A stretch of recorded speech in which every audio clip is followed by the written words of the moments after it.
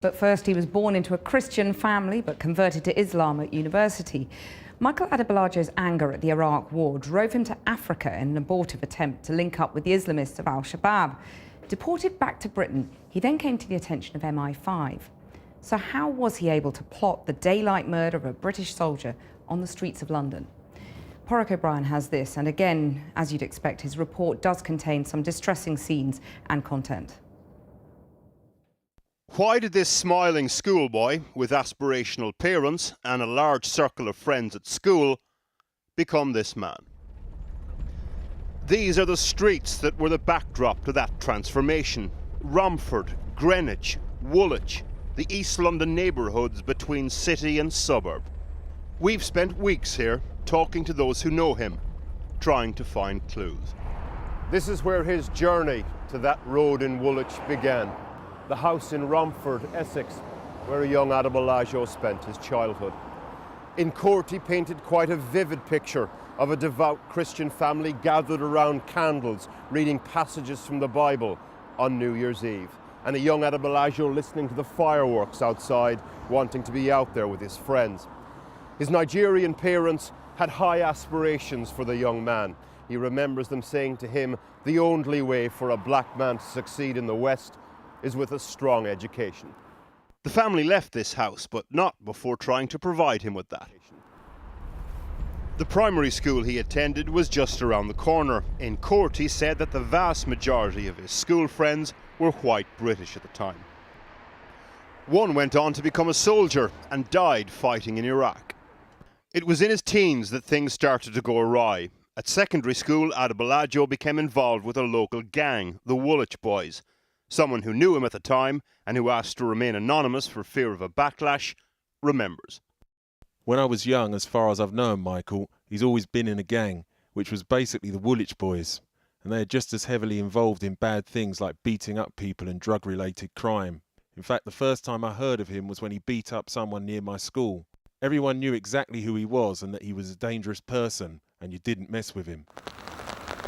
Around this time, his parents moved the family, swapping the mean streets of East London for the village of Saxelby in Lincolnshire. His father worked in the NHS locally. It's reported his parents split up at this point. Adebolajo started spending more time in London without his family.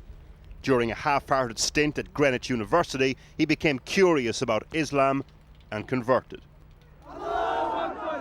Then he met the radical group al-Muhajirun. He started attending and then speaking at their demos. My brothers, remain in your ranks and do not be scared of these filthy kuffar. They are pigs. Wallahi, they are pigs. Allah says they are worse than cattle. The group was proscribed in 2004. The leader of that group at the time knew Adebolajo. His name is Omar Bakri Muhammad. He has subsequently fled the UK for fear of arrest. He now lives here in Tripoli, Lebanon. He's interesting not because he represents many people, he doesn't. He's interesting because when Adebolajo converted, he was looking for answers. And at the time, this notorious cleric gave them to him. What was Michael like? Quite a shy person, and he need to have answers for the questions come across his mind. And when was the first time you think he came across your organisation? I think 2004 at a really stall, Dawah stall in Wood Green area. And after at a stall in Wood Green in London? That's right. Yeah. And the picture you're painting of a quiet, gentle man jars with the image we see of him with those bloodied hands in Woolwich. What happened? My own personal analysis.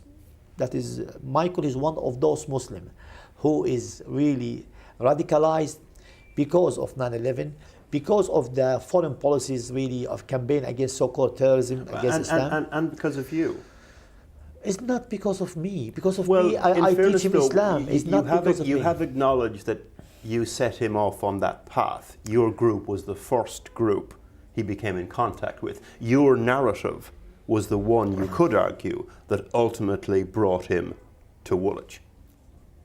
To be honest, if he's motivated by our lectures, I'll be proud of him. Was your first reaction as a religious man not sympathy for the victim? Would that not be your first reaction? No. Not at all. I see. Not at all. Why not? Because I don't know, you don't understand the Muslim psyche. The Muslim psyche, when we are at war with the people who are killing our brothers and sisters, we are not going to feel sorry for somebody who is a criminal. And we did not see that to be British soldiers except somebody criminals. You know what I find interesting about this exchange is that every time I try to personalize it, you just use it as a platform to give a little speech, which suggests to me that you don't quite get it. I'm proud of what Michael did. Get it. Bakri still gives lectures every night to his followers in the UK and told us he provides references for British people travelling to fight in Syria. At this point in the interview, his little son walked into the room. If you need any more convincing about how extreme and unrepresentative this man's viewpoint is, here you go. The family of Michael, we said to them, I got son, no problem. If he did what Michael did, I'll be happy. You what? If he did what Michael did, I would be happy. If this little boy did what when Adebolajo did? When he was grown up and he really carried the same attack and became a mujahid. It's worth noting that Adebolajo left this man's group because they weren't radical enough. 2 years ago, he tried to get to Somalia to fight jihad there. He was arrested by the Kenyan army, though, and appeared in court. These people, they are mistreating us and we are innocent, believe me. According to testimony he gave to a charity, he said he was mistreated in detention, that MI6 became involved, and that he was sent back to the UK. It's unclear the extent to which he was on anyone's radar during the years immediately after his return. He met his accomplice, Michael Adebolajo, around this time. They ended up going out with 2 sisters. Adebolajo was married to one of them. In court, we were told he had 6 children, the youngest just 4 days old, by the 22nd of May last year. People will pore over the details of his life, trying to understand what made this transformation possible. The questions. How was he radicalised? Did British foreign policy serve as a trigger? Was he mad? Was he bad? Was it some complicated mix of all of the above? And of course, a more basic human question to ask as well. What sort of journey would another young man have had if it hadn't ended here?